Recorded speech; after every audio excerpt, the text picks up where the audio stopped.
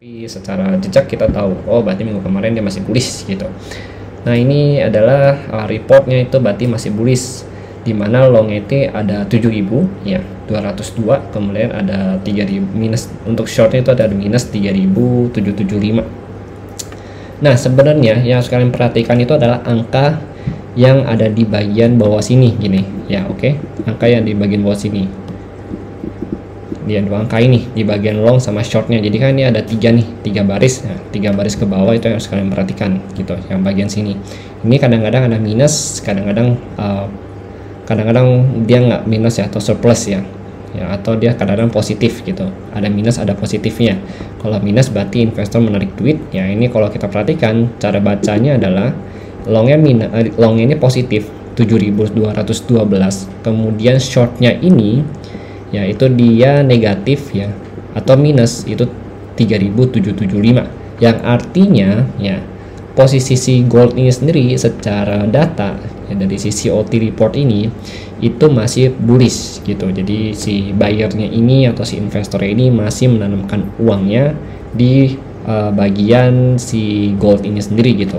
Nah kita bisa cocokkan nih data ini tanggal 2 Mei 2023. Oke, kita lihat dari daily-nya aja ya. Nah di daily tanggal 2 Mei kita perhatikan di sini itu memberikan efek yang cukup bagus juga ke si gold ya, atau dampaknya itu dia naik dari harga 1980 dia naik ke 2075 tertingginya itu dari bagian si bullish bias yang ada di COT report ini sendiri ya, oke.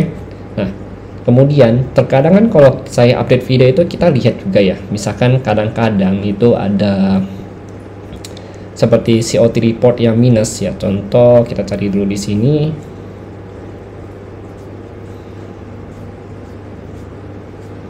Oke sebentar, agak jauh ya ini, soalnya saya juga kebanyakan update-nya itu yang bagian OI data ya. Kalau COT jarang. Ini update tanggal 28 Maret ya, ini plus juga, surplus dia minus 2000. Kemudian kalau kita lihat lagi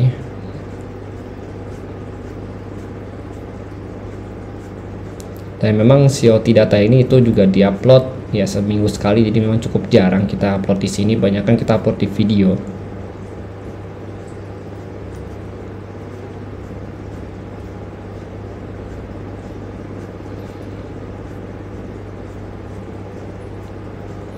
Terlalu panjang.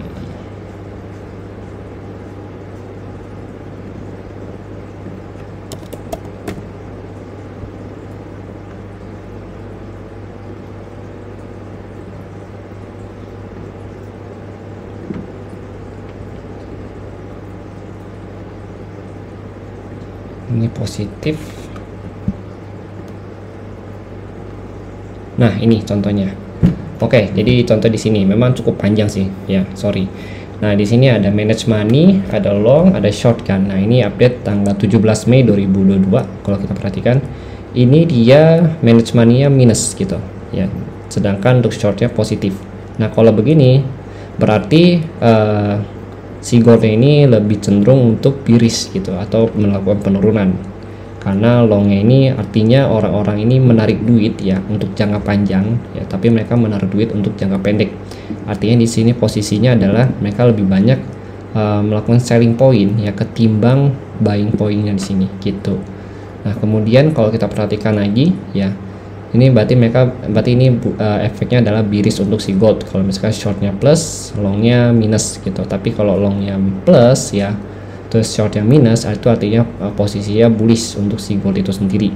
Tapi terkadang kita menemukan bahwa ada beberapa data ya yang terkadang tuh antara long sama shortnya itu tuh sama-sama minus gitu. Nah kalau dia sama-sama minus itu berarti kan contohnya itu adalah seperti COT data report yang kita upload minggu kemarin ya.